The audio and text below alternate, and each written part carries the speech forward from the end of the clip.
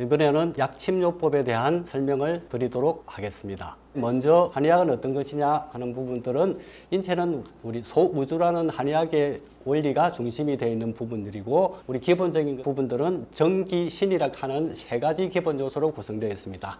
정이라 하는 것들은 몸을 이야기하는 부분들이고 기라 하는 것들은 호흡을 이야기하는 부분들이고 신이라 하는 마음을 이야기합니다. 몸과 마음과 호흡 이 세 가지가 기본 요소로 구성되어 있습니다. 안으로는 오장육부가 있고 겉으로는 몸통과 사지의 형체가 있다고 그렇게 구분을 하고 있습니다. 그 다음에 비움과 체험, 차가움과 더움 이런 부분들이 끊임없이 변화하고 균형과 조절을 이루고 있는데 8강의 어떤 부분들 즉 음양, 표리, 한열, 허실을 중심으로 한 통일체를 형성하고 있는 그런 부분들입니다. 한의학의 모든 치료법은 바로 앞에서 이야기한 정기신의 안정과 음양의 조화를 통한 통일체의 회복에 주안점을 두고 있습니다. 이 부분은 우리 동의보감 첫 페이지에 나오는 신형장구조라 하는 부분들인데 이 부분에서 우리 정기신과 오장육부, 기운의 성강 출입 이런 부분들이 다 표시되어 있는 그런 부분들이라 생각할 수 있습니다. 자, 이제 약침요법에 대해서 들어가겠습니다. 약침요법은 영어로 파르마코펑처 테라피라고 이렇게 명칭이 정해져 있습니다. 한국의 한의학에서는 가장 적극적이고 혁신적인 침시술의 한 방법으로 널리 이용되고 있는 침구술의 한 방법입니다. 어떤 것들을 약침요법이라 하느냐? 정의부터 살펴보면 침시술의 효과가 한약의 효능을 결합시켜 자연적인 치료 효과를 극대화한 시술법이라고 되어 있습니다. 침과 한약을 같이 사용하는 그런 결합된 형태를 가지고 시술하는 방법입니다. 아주 적정량의 정제 추출한 약물을 주입함으로써 침과 한약의 복합적인 효과를 유도하는 침법이라고 되어 있습니다. 경혈 자극의 주사로 우리 침을 놓을 때 그대로 두는 방법이 아니고 한약재가 체표에 들어감으로 해서 이 부분들이 지속적으로 작용을 하는 효과적인 방법을 쓰는데 침 치료의 새로운 지평을 열었다는 그런 해석을 가지고 있습니다. 그래서 한의학적 이론을 살펴보게 되면은 약침은 침과 약의 결합입니다. 침이라 하는 부분은 전통적으로 내려오는 우리 경혈학과 침구학, 경혈이라 하게 되게 되면은 우리 침 치료하는 시술점을 이야기하죠. 그 부분에 대한 학문과 침구학이라 하게 되면은 진단을 통한 경혈학의 처방입니다. 어떤 질환에서는 어떤 혈자리를 운용하고 어떤 방법으로 자침을 하고 유침을 어떻게 하고 하는 방법이 침구학 방법이고 그 다음에 약에는 우리 본초학이라 하는 부분들이 있습니다. 이게 보게 되게 되면 약물 어떤 특성을 연구하는 그런 약물이죠. 그 약물학인 부분과 방제학이라 하게 되는 그런 우리 본초의 어떤 그런 약물들을 우리 인체의 질병을 진단해서 거기에 알맞게 처방을 구성하는 부분을 방제학이라 합니다. 이 부분들이 같이 구성되어 있습니다. 그런데 근본적으로 약침이라 하지만은 가장 기본적인 형태는 침에 중점을 두고 있습니다. 그다음에 약침요법의 종류를 이야기 드리겠습니다. 시술 이론에 따른 분류를 보면은 약침요법도 여러 종류가 있습니다. 가장 고정적인 형태, 시술 이론에 따른 가장 고정적인 형태는 경락약침이라 합니다. 원래 경락장약침이라 하는 거 불리기도 하고 지금에 와서는 면역약침이라 하는 용어로 불리기도 합니다. 그 다음에 두 번째가 이제 팔강약침이라 합니다. 팔강이라 하게 되면 한의학의 진단 방법입니다. 음양, 표리, 한열, 허실. 이 8가지의 어떤 학문을 가지고 병을 진단하는 한의학의 독특한 진단 방법 중에 하나인데, 그거를 나누어서 이제 약침을 시술하는 방법을 팔강약침이라 하고, 체질약침이라 하게 되면 잘 알다시피 사상체질로 나누어서 거기에 알맞은 약재를 선택하고 병증에 따라서 그럼 우리 기운의 성강, 출입 이 부분을 조절하는 그런 약침을 체질약침이라고 합니다. 약물 추출에 따른 방법인데 약침액을 어떻게 추출하느냐에 따라 가지고 이렇게 나누어질 수 있습니다.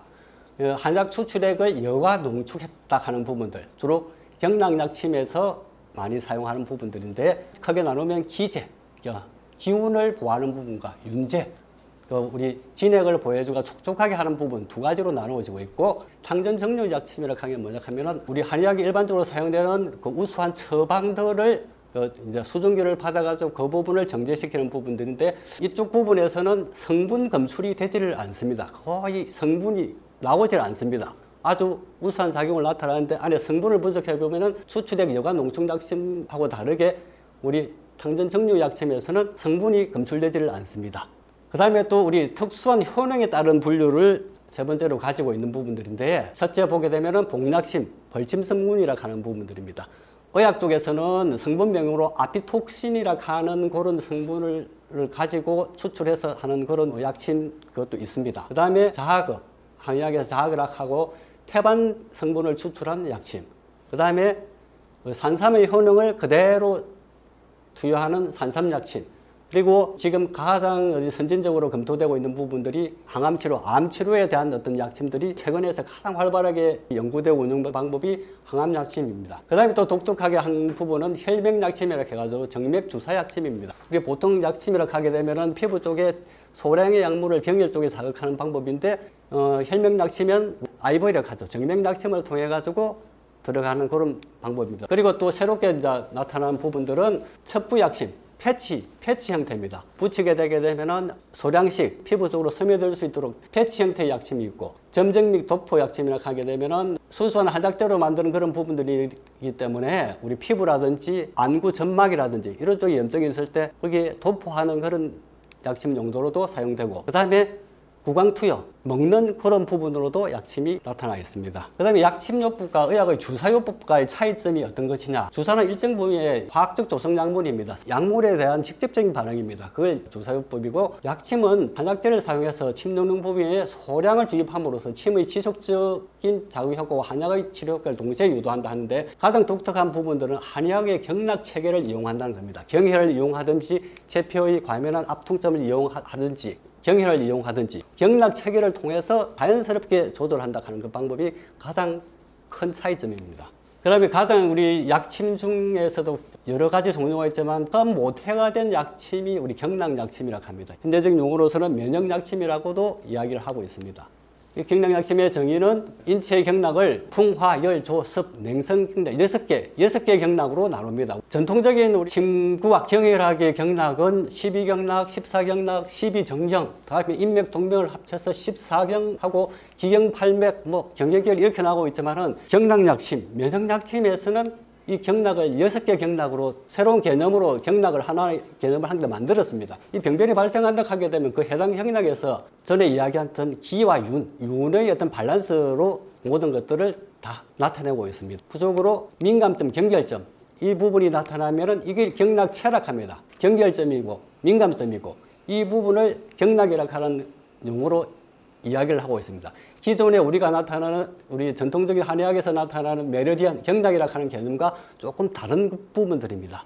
이제 그런 부분을 인식하시고 여기서 기재 윤재 이 부분을 시술해서 경락 기능을 그런 우리 풍화, 열, 조섭, 냉이라는 유골의 경락 기능을 정상화시켜서 면역 기능을 향상시켜서 질병을 치료하고 예방하는 그런 부분입니다. 정의가 조금 다릅니다.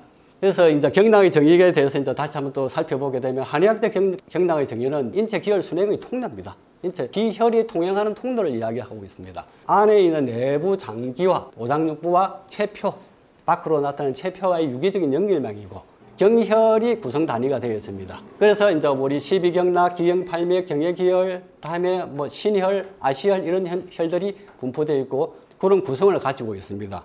그런데 면역약침에서의 경락의 정의는 아까 전에 이야기했죠. 인체의 활동 과정, 우리가 생활하는 과정 중에서 에너지 활용 상태의 체표 반응점이 가장 어려운 부분들이지만은 우리가 기를 통해, 기와 윤을 통해 가지고 우리 몸을 정상화시키고 정상적인 활동을 할 때 에너지 활용 상태가 되는데 그 부분에서 과학 부족이 생기게 되는 체표 반응점이 나타나는데 이때 민감하고 경결하는 그런 압동점이 있으면 이걸 경락이라고 이야기를 합니다. 민감도가 높은 조직. 기존의 어떤 경락에서 경혈이라고 이야기할 수도 있습니다. 보통 혈자리라 하죠. 견정혈, 풍지혈 이런 쪽에는 선천적으로 민감합니다. 그런데 후천적 과민 조직, 기능 이상이 일어난 조직이라고 합니다. 풍화, 냉, 섭 이런 부분에서 경락이 부분이 형성이 되게 되면 그쪽 부분 해당 영역에서 이 촉진을 해보게 되면 민감하고 과민하고 경결한 그런 부분들이 생깁니다. 그 부분을 병변이 일어난 조직을 경락이라고 합니다. 주로 이쪽 부분을 많이 사용을 하고 있습니다. 체질상에 취약한 반응 조직. 이쪽에 우리 체질은 우리 사상의학의 체질을 이야기하는 게 아니고 뒤에 가게 되게 되면은 우리 진단을 할 적에 화성 체질, 섭성 체질, 냉성 체질, 표준 체질 네 가지 체질로 경락약침에서는 나누고 있습니다. 이 화성 체질이 있을 때는 두면 상부 쪽에 반응점이 나타나고 섭성 재질일 때는 아래쪽에 우리 생殖기 이쪽 부분에 반응점이 나타나고, 냉성경락일 때는 우리 배꼽 주위 아래쪽에 나타나고, 표준 체질일 때는 거의 잘 안 나타나는 그런 부분들이 있지만, 그런 체질상의 취약한 반응 조직 전부 다 보게 되면 민감, 경결, 압동점이라 하는 공통적인 걸 가지고 있고, 다음에 에너지 활용 상태의 지표 반응점이라 하는 것들, 우리가 삶을 살아가는 인지 활동 범위 내에서 활동 과정에서 나타나는 부분들입니다. 그 다음에 경락 생성의 원래 쭉 반복되는 부분들이 있는데, 국소적인 부분들은 인체 생명 활동 과정에서 발생한 기와 윤회 부족, 아까 전에 기와 윤회 부족이라고 이야기 드렸습니다. 전체적인 원인으로서는 인체를 보호한 유권, 아까 전에 이야기한 풍화, 속, 내, 섭, 열, 유권 경락의 부조화. 유권이라고 하는 부분들은 우리 한의학에서 보게 되면 육기라는 그런 개념이 있습니다. 풍환, 서섭, 조화라 하는 육기라는 개념이 있는데, 그 부분들이 병적으로 사용될 때는 육음이라고 합니다. 그래서 병적으로 사용되는 부분들이 있고, 우리 정상적인 어떤 생리 과정에서도 육기라고 표현을 하고 있고, 유권이라는 우리 이 경락 조직이 있는 부분들인데, 이게 정상적으로 사용되어 있을 때는 아무런 변화를 일으키지 않지만, 우리 인체 활동 과정에서 여러 가지 이제 기와 윤이 부족하게 되면은 이게 부조화가 생깁니다. 그래서 경락이 발생한다고 보면 되십니다. 그 다음에 이제 하나씩 따지면 기와 윤이라 하는 어떤 그런 개념이 나타납니다. 대표적으로 사용되는 용어가 기입니다. 여기서는 이야기할 때 경락 조직에서 발생하는 힘, 활동적인 에너지를 이야기합니다. 두 개로 나누어지면 활동적인 에너지와 그 에너지원, 그 에너지를 가능케 하는 소스, 영양소를 윤이라 합니다. 이제 기를 중심으로 하는 모든 것들을 보게 되게 되면 인체의 생명 활동을 유지하는 기능, 생리를 돕고 병리에 정하는 것은 유권, 좀 전에 이야기했던 그 유권의 조화롭게 하고, 가장 또 중추적인 기능들이 뭐냐 하면 한의학의 대표적인 생명 현상에 있어 가지고 수성화강이라고 하는 겁니다. 아래쪽에 수기는 위로 올라가고 위에 있는 화기는 밑으로 내려오고 서로 교차하고 균형과 조화를 이룬 태극적인 상황들을 이야기하는데, 이 치료의 원칙도 수성화강입니다. 좀 전에 또 이야기 드린 대로 이제 유권경락에 대해서 상세하게 들어갑니다. 유권경락에 이제 풍, 화, 조, 냉, 섭, 열, 이 6가지 경락이 어떻게 분포되어 있는가. 우리 전통적인 우리 한의학의 어떤 경락 체계하고는 조금 다른 부분들이 있는데, 이 개념을 가지고 해야 우리 경락약침, 면역약침을 이해할 수 있습니다.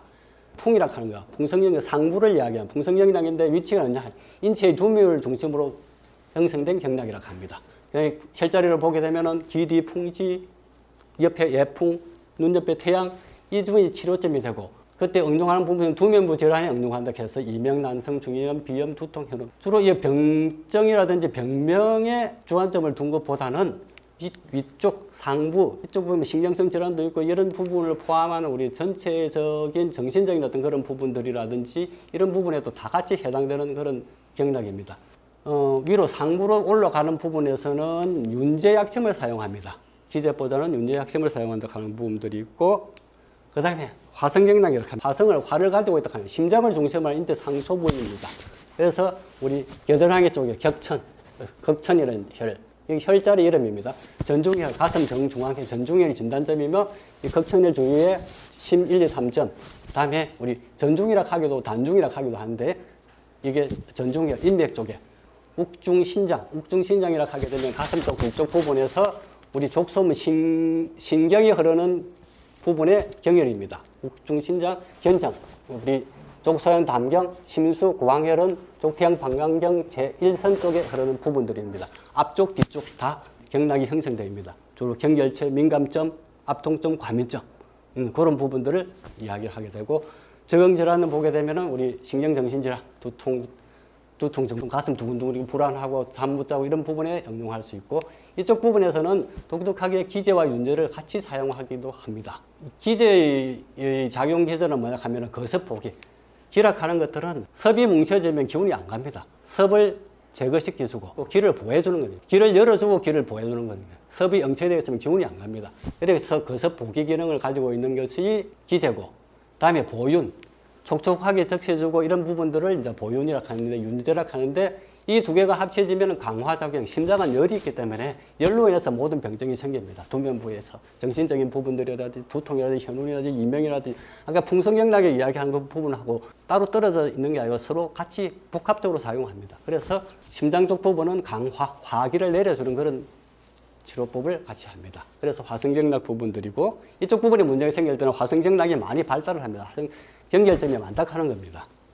그다음에 이제 조성경락이라고 하는 부분입니다. 화성경락하고 조성경락은 분포점이 거의 비슷합니다. 인체 상부를 중심으로 합니다. 진단점은 이제 보랑혈이라고 하는데 이것도 우리 족섬신경의 경혈인데 중정혈, 가슴 중앙에서 밑으로 좀 내려온 혈에서 양측방 5번, 7번 립 사이에 있는 부분들이 꼭 혈자리라고 하는 부분들이 우리 딱 어떤 부분이 딱딱 정해져 있는 게요. 그 부분 사이에서 아까 전에 이야기하는 민감점, 경결점 이런 부분을 잘 촉진을 해야 되는 부분들이 있습니다. 우리 조성경락이라서 폐 기능을 중심으로 한 어떤 그런 부분 병변이 생길 때는 이쪽 부분이 과한 압통점이 생깁니다. 조금만 만져도 아프고 다음에 몽글몽글 망져지는 부분도 있고 그런 부분들을 진단점으로 삼고 치료혈은 이쪽은 들어가는 게 아니고 치료혈은 또 우리 척돌이라고 하면 천돌이라고 합니다. 여기 앞쪽 부분에 우리 아담스 애플 밑쪽 부분에 또 들어가는 이쪽 부분에서 주로 SC 조인트 스트룸하고 클라비컬 조인트 쪽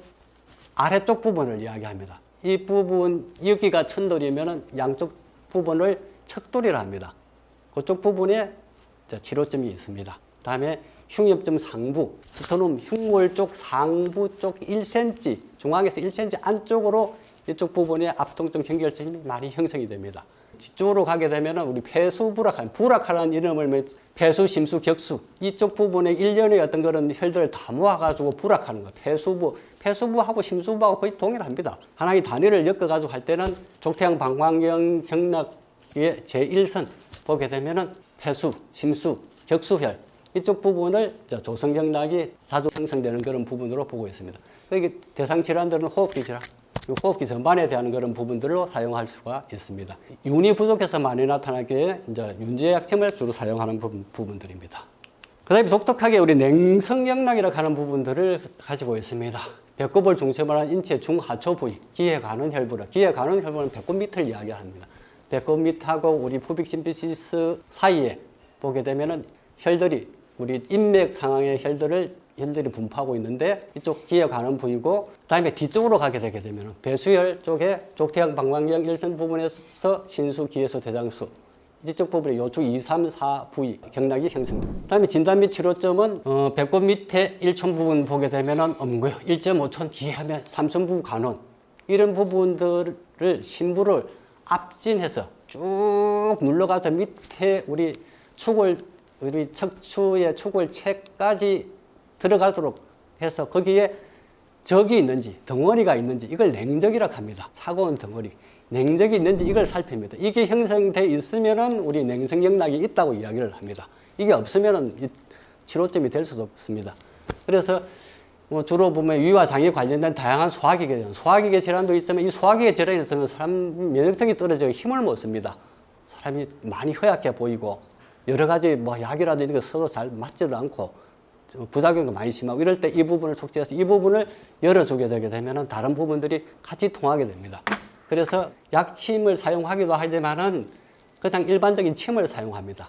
쭉 눌러서 손과 손 사이에 압진해서 그 부분을 자침을 하고 그대로 자침하고 난 다음에 유침시키는 게 아니고 그냥 떼어버립니다. 그러면서 어떤 냐 하면은 표리 통기. 한방에서는 이제 리락하게 되면 속의 내장, 우리 장부 질환하고 겉으로 체표 부분을 같이 경락을 통해서 연결시켜주는 그런 작용을 주로 하게 되는 부분들입니다. 그 다음에 우리 섭성경락은 인체 빈조 생殖기 부위에 주로 형성되는 부분들인데 치료점은 복부, 회음, 전양, 혈 이런 부분들이 있고 회음 전양이라고 하게 되면은 생식기 바로 밑쪽을 이야기하는 부분들입니다. 회음혈이라고 하는 부분들인 우리 인맥에 있어서 나타나는 경혈이고 전장혈은 새롭게 경락약침에서 새롭게 개발한 혈이라고 생각하시면 됩니다. 이쪽 부분은 섭성경락이 섭이라고 하게 되면 촉촉한 성질을 가지고 있기 때문에 비정상적인 촉촉한 성질이죠. 가지고 있기 때문에 앞쪽 부분에서는 윤제약침을 사용하지 않습니다. 기제약침을 해가지고 거듭 보괴시키는 작용을 해야 되고, 근데 독특하게 등 쪽에서는 우리 관원수, 차료, 중뇨, 8류혈 중에 차료, 중뇨, 관원수라고 하는데 이 관원수를 우리 냉성경락에서 나타나는 대장수라는 명칭을 사용하는데 이쪽에서 면역약침에서 대장수라고 하게 되면은 기존의 대장수보다 한 칸 아래 관원수를 이야기합니다. 그래서 관원수로 바로 잡았습니다. 우리 비뇨생殖기 부인과 질환, 비뇨생殖기 질환에 많이 사용합니다. 그리고 앞쪽에서는 기제, 뒤쪽에서는 윤제약침, 뒤에 배소열 부분에서는 기제가 아니고 윤제약침을 사용합니다. 그래서 보기의 중추적인 작용은 이런 것들이 왜 이렇게 따로따로 이렇게 하지만 가장 핵심이 되는 것들은 수승하강시키기 위해서는 아래, 위, 가운데를 동시에 다 치료해야 됩니다. 우리 병이라는 게 한 부분만 병이 되는 것들이 아니니까. 그렇죠? 그래서 또 한 게 이제 열성영락이라고 해요. 인체의 모든 임판 및 장보족의 열성염증성 병변. 이런 열성염증성 병변이 생겼을 때 어느 부분에서도 그런 경결체들이 형성된다. 그래서 주로 치료점은 우리 편도, 감기에서 편도가 붓고 할 때는 편도 옆에 여기 염증이 생기게 되면 여기 경결체가 생기게 되고, 구조점도 마찬가지고, 치통이 이렇게 하는 치통이 생기게 되면 우리 협경이라고 하는 여기 앵글 쪽에 압동점이 생깁니다. 여기 치료점이 되겠죠. 그죠? 모든 열성염증성 질환이에요. 급성염증, 만성염증. 급성염증하고 만성염증을 구분해서 급성염증에서는 우리 보게 되면은 우황약제, 웅담약제를 많이 사용하는데 여기다가 우리 사양약제까지 같이 섞어서 약침을 만드는 급성에 사용되고 우황, 웅담을 사용하게 되면 만성염증에 사용하죠. 주로 이제 기제약침을 사용한다 하는 부분들. 열을 내려줘야 되는 부분들이니까. 열이라 하는 부분들이 급성 염증성 소변 부분에서 기운이 울체돼서 이게 나타난다고 생각하고 기제를 주로 많이 사용하고 그런 독특한 패턴을 가지고 있습니다. 우리가 치료하고 진단을 할 때는 체질을 분류해야 됩니다. 사상 체질은 태소, 음양인, 태음인, 소음인, 소양인, 태양인 이렇게 나누지만은 이쪽에 경락상에 있어가지고 체질은 화체질, 섭체질, 냉체질, 표준체질 이렇게 나옵니다. 화체질을 하게 되면은 가장 중요한 화가 있다 하는 겁니다. 몸에 열성적인 변화가 있다 합니다. 일반적으로 생각할 때 열성 고혈압 환자, 고혈압 중에서도 열성 고혈압 환자 이 부분들을 이야기하고 습성 체질을 하게 되면 몸이 뚱뚱한 분, 비대한 분, 비만이 있으신 분 이 부분을 이야기하고 냉성경락이라고 하면 몸이 차가운 부분들 이런 부분을 이야기하고 그 다음에 이 부분을 벗어나는 체질은 표준 체질이라고 이 부분에 들지 않는 그냥 평범한 체질 요 4개로 나누어서 진단의 기준을 삼습니다. 경락약침의 시술 목표는 뭐냐? 인체의 면역성 부분에 대한 회복을 가장 주안점을 두고 있습니다. 거기에 대표적인 작용을 하는 부분들은 수승하강, 아래쪽에 물기들을 위로 올려주고 심장을 중심으로 화기를 밑으로 내려주고 서로 조화와 균형을 이루도록 하는 수승하강이 목표고 그 다음에 속의 내부 장기 쪽의 기능들이 울체되어 있어가지고 밖으로 체배 쪽으로 경락을 통한 서로 교류가 안 되고 조화가 안 될 때 표리를 통기 안과 밖을 서로 열어주는 그런 역할을 하는 게 경락약침의 시술 목표가 됩니다. 이렇게 함을 통해서 이제 면역 기능을 정강시키고 질병을 치료하고 예방할 수 있는 그런 기술입니다. 경락약침에 사용되는 약침액 제제에 대한 설명을 들어가야 되는데 딱 2개입니다. 기제약침, 윤제약침. 기제, 윤제에 따라서 종류가 많습니다. 대표적인 것들이 기제약침은 거습보기, 섭을 제거해서 기운을 보하고 소염, 염증을 없애주고 행기, 기운을 행하게 만들고 소체, 맺힌 부분들을 흩어주고 상결, 엉어리진 것들을 흩어주고 이런 역할을 하는 것들이 기제약침이고 주로 우황, 웅담, 사양 등의 약재에서 수출한 약침입니다. 이 제제고 다음에 윤제약침은 보이준, 윤을 보태준다, 음을 보태준다 하고 혈을 보태준다 하는 개념으로 됩니다. 근데 보통 정류 성분, 기름 성분들이 많습니다. 그러니까 홍화유, 다음에 호조유, 녹용에서 추출한 부분들. 이 부분들은 이제 이게 추출 농축시키는 그런 부분들이 성분들이 다 검출이 됩니다. 경락약침에 대한 시술 실전에 대해서 이야기 드리겠습니다. 첫째, 병정의 진단을 하게 됩니다. 병의 진단을 하게 되고 그다음에 가장 기초적인 체질의 감별을 이야기합니다. 방금 전에 이야기되는 듯이 화체질이냐, 섭체질이냐, 냉체질이냐, 아니면 그런 부분들이 없는 표준 체질이냐. 그래서 병정의 진단을 위한 체질의 감별을 하게 되고 그 체질 감별을 통해서 유권 경락이 촉지가 되면 그 부분으로 들어가서 구체적으로 경락을 촉지를 하게 됩니다. 취혈을 하게 되는 부분들이죠. 치료 포인트를 이제 선정을 하게 되는 부분들인데 하고 그 다음에 약침액의 선택 이 부분에서 기가 부족한 부분들인지 윤이 부족한 부분들인지 그걸 체크를 해서 다음에 약침의 종류, 기제를 쓸 것인지 윤제를 쓸 것인지 다음에 농도 어떤 농도로 들어갈 것인지 용량은 어떻게 할 것인지 그렇게 선택을 합니다. 그리고 정확한 환자의 치열 자세를 확보하고 우리 침을 시술할 때도 그냥 하는 부분들이 아니고 독특하게 우리 무릎을 굽힌다든지 이런 치열 자세가 있습니다. 그 혈자리가 가장 잘 확보될 수 있는 그런 자세를 취해야 됩니다. 그리고 환자의 치열 자세를 확보를 하게 되고 다음에 표준 시술 원칙에 따라 안전하게 시술한다. 이렇게 되어 있습니다. 표준 시술 원칙은 어떤 거냐? 적절한 심도로 자체마에 주입한다. 적절한 심도. 너무 얕게 우리 경락약점을 특히 윤제약점을 너무 얕게 시술하게 되게 되면 알러지 반응이 생깁니다. 막 가렵고 발적이 되고 이런 부분들이 생깁니다. 그러니까 너무 또 깊이 하게 되게 되면 또 문제가 생길 수 있는데 얕게 해도 안 되는 부분이니까 적절한 심도로 자칫하여 주입하는 부분들.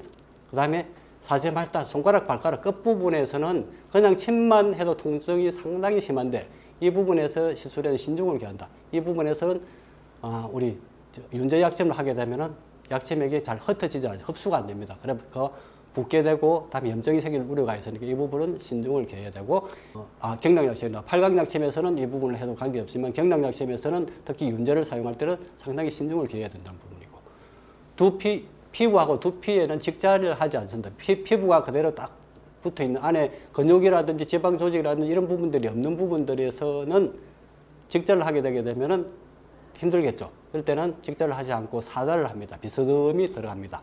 그래서 비스듬히 들어갈 때도 그 부분 바로 좀 전에서 들어가야 그 부분에 정확하게 컨택이 될 수 있습니다.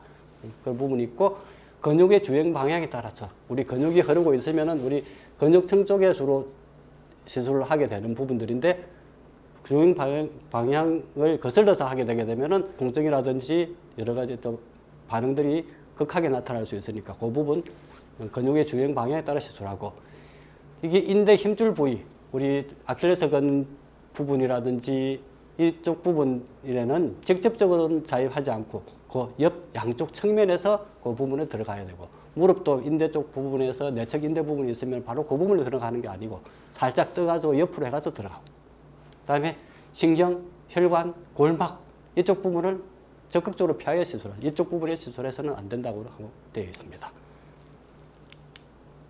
그 다음에 시술을 하고 난 다음에 이제 혈압열, 경락 작용이 회복되는 열이라고 하는 부분들입니다. 어떻게 보게 되면 면역 반응이라고 하고 가변 부작용이라고 하고 있는데 보통 일시적인 면역 반응이고 명현 반응이라고도 이야기합니다. 보통은 불쾌하지 않은 가벼운 열감과 편안한 졸음을 약침하고 난 다음에 열이 조금 있으면서 졸음에서 보니까 특히 우리 경락약침 쪽에서는 졸음이 유발되지만 다소 이 과도한 이상 반응을 호소할 수 있는 그런 경우다. 대부분 시간이 지나게 되게 되면 다 소실되고 이 소실되고 더불어 기존에 가지고 있던 병증도 좋아지는 그런 부분들입니다. 그런데 이쪽 부분에서는 조금 과도한 반응을 나타내는 부분들은 몸이 냉하고 예민한 사람, 다음에 체력이 약하고 비만한 사람, 이렇게 비만한데 기운이 하나도 없는 그런 체질 쪽. 다음에 음주 흡연을 많이 하시는 분, 다음에 스테로이드 약물을 복용하시는 분. 이런 부분에서는 조금 주의를 기해야 되는 부분들입니다. 이번은 여기로 마감하도록 하겠습니다. 감사합니다.